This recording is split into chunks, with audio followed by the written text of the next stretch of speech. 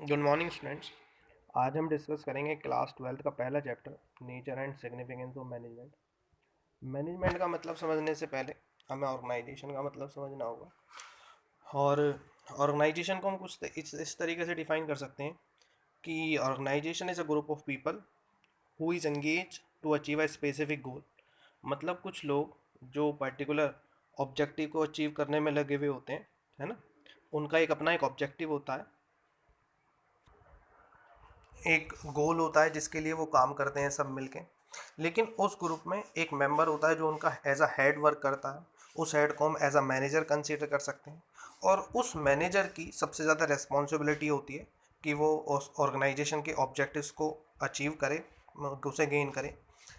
अब बात यह है कि वो मैनेजर उस टारगेट को, उस गोल को अचीव करने के लिए जो भी एक्टिविटीज़ परफॉर्म करता है, हम उसे ही मैनेजमेंट कंसीडर करते हैं।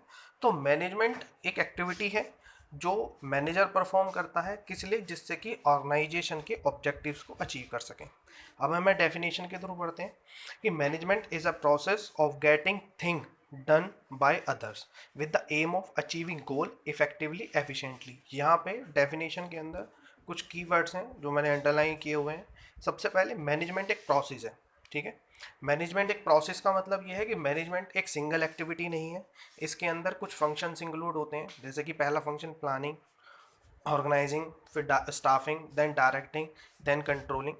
ये 5 फंक्शन है जो किसी एक मैनेजर को परफॉर्म करने होते हैं। इसलिए हम बोलते हैं कि मैनेजमेंट एक प्रोसेस है, ठीक है। इस प्रोसेस के थ्रू मैनेजर अपने अंडर वर्किंग एम्प्लॉयज से ऑर्गेनाइजेशन के टारगेट को अचीव करता है। अचीव भी किस तरीके से करता है? Effectively and efficiently. इफेक्टिवली का मतलब होता है कि जो वर्क, जो टारगेट अचीव करना है। देखिए, जब भी हम कोई टारगेट सेट करते हैं तो उस टारगेट को अचीव करने के लिए एक पर्टिकुलर टाइम ड्यूरेशन भी हमें सेट करनी होती है कि हम इस टाइम ड्यूरेशन में इस टारगेट को अचीव करेंगे। तो अगर ऑर्गेनाइजेशन उस ऑब्जेक्टिव को टाइमली अचीव करती है तो हम कहते हैं कि ऑर्गेनाइजेशन या मैनेजमेंट इफेक्टिवली हो रहा है, अदरवाइज इनइफेक्टिव कहा जाता है। साथ के साथ अगर मैनेजर उस टारगेट को टाइमली अचीव करने के लिए बहुत ज़्यादा एक्सपेंसेस कर देता है, बहुत ज़्यादा कॉस्ट आती है, तो हम कहेंगे कि मैनेजमेंट जो हो रहा है वो इनएफिशिएंट हो। तो यहाँ पे इफेक्टिवनेस का मतलब वर्क जो है टाइम पे कंप्लीट होना चाहिए, और एफिशिएंटली का मतलब है कि टाइम वर्क जो है आपका मिनिमम कॉस्ट के साथ कंप्लीट होना चाहिए। नेक्स्ट डेफिनेशन में मैनेजमेंट वर्ड को 3 पार्ट्स में डिवाइड किया हुआ है, manage plus man plus team. यहाँ पे टी का मतलब है टैक्टफुली। मतलब कि मैनेजर का काम ये होता है कि अपने अंडर एम्प्लॉयज़ जो मैन उनके यहाँ वर्क कर रहे हैं उसे इस तरीके से टैक्टफुली मैनेजर करे कि वो अपने टारगेट को अचीव कर पाए। यहाँ पे नीचे कुछ जो की एलिमेंट्स हैं उनको डिफाइन किया हुआ है। अब हम आगे चलते हैं। इफेक्टिवनेस एंड एफिशिएंसी में बता चुका हूँ कि मैनेजमेंट की इंपॉर्टेंट टर्म्स होती हैं कि आपको जो भी टारगेट अचीव करना है वो इफेक्टिव होना चाहिए, साथ के साथ एफिशिएंट भी होना चाहिए। इफेक्टिव का मतलब doing the right task on time, and efficiency का मतलब होता है कि आप जो काम करें वो कॉस्ट इफेक्टिव मैनर में करें। मतलब मिनिमम वेस्टेज आपकी होनी चाहिए और आउटपुट जो है आपका मैक्सिमम होना चाहिए। नेक्स्ट टॉपिक है हमारा इस चैप्टर के अंदर, characteristics of management. First feature, management is a goal oriented process. देखिए, मैनेजमेंट एक गोल ओरिएंटेड प्रोसेस कैसे है? अभी हमने ऑर्गेनाइजेशन डिस्कस किया था, और ऑर्गेनाइजेशन के मैंने आपको 2 फीचर्स बताए थे। पहला, ग्रुप ऑफ पीपल वहाँ पे होना ज़रूरी है। साथ के साथ उन ग्रुप ऑफ पीपल का कोई ऑब्जेक्टिव होना ज़रूरी है। इसका मतलब जितनी भी ऑर्गेनाइजेशन होती हैं उनके कुछ अपने पर्टिकुलर गोल्स होते हैं जिनके लिए वो काम करती हैं, और मैनेजमेंट के थ्रू ही वो उन गोल्स को अचीव कर सकती हैं। इसलिए हम यहाँ कहते हैं कि मैनेजमेंट गोल ओरिएंटेड प्रोसेस है। अगर देखिए, ऑर्गेनाइजेशन का अपना कोई गोल नहीं है तो वहाँ मैनेजमेंट का भी कोई सवाल नहीं उठता। नेक्स्ट जो इनका फीचर है वो है मैनेजमेंट इज ऑल परवेसिव। यहाँ पर परवेसिव का मतलब होता है यूनिवर्सल। यूनिवर्सल का मतलब जो चीज़ हर जगह एप्लीकेबल होती है। तो इसी तरीके से मैनेजमेंट भी हर जगह एप्लीकेबल होती है। हर जगह एप्लीकेबल का होने का मतलब है कि किसी भी तरह की ऑर्गेनाइजेशन हो, चाहे वो ऑर्गेनाइजेशन चाहे प्रॉफिट ऑर्गेनाइजेशन है चाहे नॉन प्रॉफिट ऑर्गेनाइजेशन है, मैनेजमेंट हर जगह अप्लाई होगा। ऑर्गेनाइजेशन के साथ साथ मैनेजमेंट में 3 तरह के लेवल होते हैं जो हम आगे चैप्टर में पढ़ेंगे। Top level, middle level, lower level. Management हर लेवल के मैनेजमेंट में रिक्वायर होता है। आगे नेक्स्ट है management is a multi dimensional. देखिए मल्टी डायमेंशनल मतलब कि मैनेजमेंट एक सिंगल एक्टिविटी नहीं है। मैनेजमेंट को करने के लिए आपको तीन चीज़ों को मैनेज करना होता है, वर्क को, पीपल को और ऑपरेशन को। नेक्स्ट है management is a continuous process. देखिए मैनेजमेंट का अपना एक नेचर है कि मैनेजर की जो रेस्पॉन्सिबिलिटीज़ होती हैं वो कभी भी ख़त्म नहीं होती और वो कंटिन्यूसली चलती रहती हैं। मैनेजमेंट के में एक फंक्शन के बाद एक फंक्शन आता रहता है, जैसे कि एक मैनेजर पहले प्लानिंग परफॉर्म करता है, उसके बाद मैनेजर स्टाफिंग परफॉर्म करता है, स्टाफिंग के बाद उससे स्टाफिंग से पहले organising, planning, organising, staffing, directing and controlling. तो जो ये प्रोसेस है और ये चलती रहती है। और एक बात याद रखिए, जो मैनेजमेंट की प्रोसेस है वो कंट्रोलिंग पे जाके ख़त्म नहीं हो जाती, दोबारा से ही प्लानिंग स्टार्ट हो जाती है। तो इस तरीके से हम कह सकते हैं management is a never ending process. Next feature आता है management is a group activity. अभी हमने बात की थी कि ऑर्गेनाइजेशन का एक फीचर ग्रुप ऑफ पीपल, यानी कि वहाँ पे दो या दो से ज़्यादा लोग होने ज़रूरी हैं। और मैनेजमेंट के अंदर जो ऑब्जेक्टिव अचीव होता है वो कोई एक पर्सन अकेला ऑब्जेक्टिव को अचीव नहीं कर सकता। जैसे कि अभी हमने देखा कि मैनेजमेंट में कुल मिला के 5 फंक्शंस होते हैं, 5 स्टेप होते हैं जो एक मैनेजर को परफॉर्म करने होते हैं। एक कोई अकेला एक पर्सन उन सारे फंक्शंस को परफॉर्म नहीं कर सकता। हम आगे चलते हैं। नेक्स्ट फीचर जो है मैनेजमेंट का, management is a dynamic function. ये काफ़ी इंपॉर्टेंट फंक्शन है आपका। डायनामिक का मतलब होता है चेंजिंग। देखिए हम जिस एनवायरनमेंट में बिजनेस करते हैं वो एक चेंजिंग एनवायरनमेंट होता है और बहुत सारे ऐसे फैक्टर्स होते हैं जो रेगुलरली चेंज होते हैं। कुछ ऐसे factor economic factor, political factor, legal factor जो बिजनेस को इम्पैक्ट डालते हैं। एक एग्जांपल लेते हैं। 2016 से पहले हमारे यहाँ जो लॉ अप्लाई था, टैक्स में इनडायरेक्ट टैक्स वैट लगता था, लेकिन आजकल जीएसटी लगता है। 2016 से ये रूल चेंज हो गया। तो ये एक लीगल फैक्टर है जो बिजनेस को इम्पैक्ट करता है और ये रेगुलरली चेंजेस होते रहते हैं। तो मैनेजमेंट एक डायनामिक फंक्शन किस तरीके से है, क्योंकि मैनेजमेंट के अंदर जो चेंजेस और एनवायरनमेंट में आते हैं उसके अकॉर्डिंगली मैनेजर भी अपने ऑब्जेक्टिव और अपनी एक्टिविटीज़ को चेंज करता है। इस तरीके से हम कह सकते हैं मैनेजमेंट एक डायनेमिक फंक्शन है।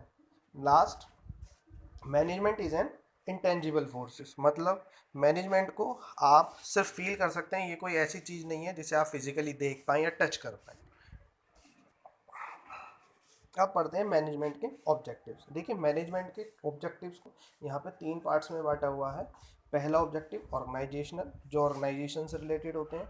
नेक्स्ट सोशल ऑब्जेक्टिव, जो सोसाइटी से रिलेटेड होते हैं। और third personal objective. Personal objective का मतलब है, इनका दूसरा नाम इंडिविजुअल ऑब्जेक्टिव्स भी होता है। और ये ऑब्जेक्टिव्स ऑर्गेनाइजेशन में एम्प्लॉयज से रिलेटेड होते हैं। जो एम्प्लॉयज़ वर्किंग होते हैं ऑर्गेनाइजेशन के अंदर, ये उससे रिलेटेड होते हैं।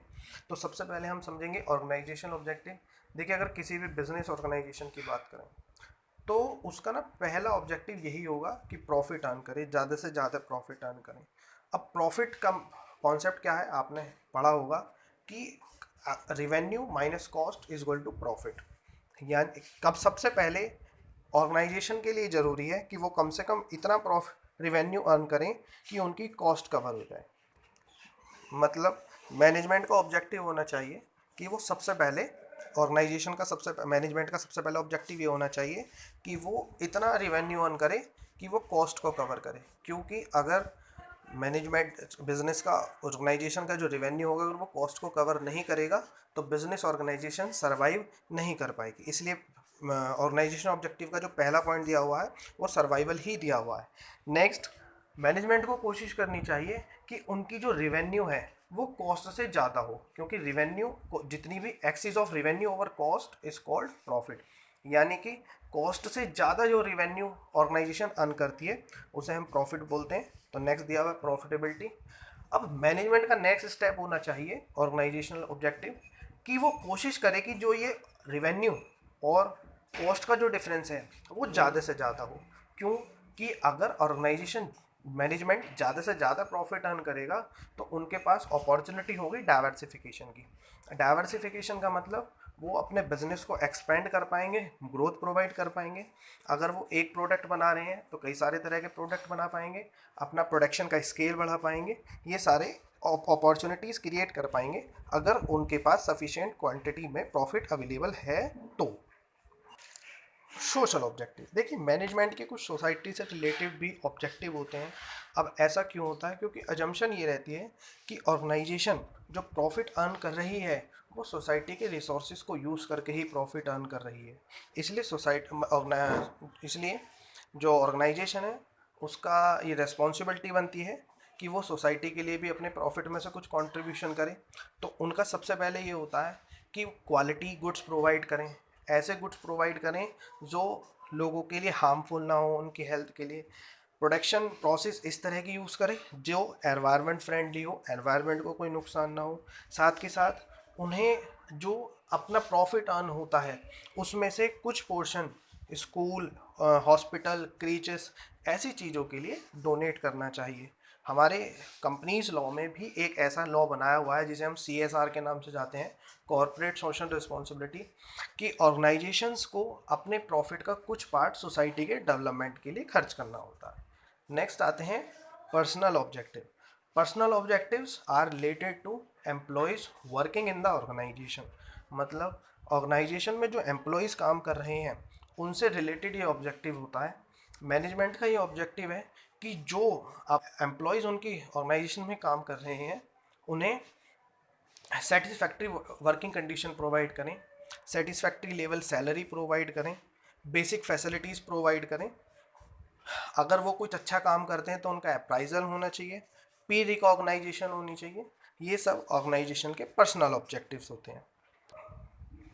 अब बात करते हैं इम्पोर्टेंस ऑफ मैनेजमेंट, मतलब ये मैनेजमेंट क्यों ज़रूरी होता है और इससे ऑर्गेनाइजेशन को क्या फ़ायदे होते हैं। सबसे पहली बात, management helps in achieving growth. जैसे कि हम बात कर चुके हैं कि किसी भी ऑर्गेनाइजेशन के अपने कुछ पर्टिकुलर गोल होते हैं और मैनेजमेंट इन गोल्स को अचीव करने में हेल्प करता है। और साथ के साथ ध्यान रखिए कि किसी भी ऑर्गेनाइजेशन में दो तरह के गोल पाए जाते हैं। एक होता है जर्नल गोल, एक होता है इंडिविजुअल गोल।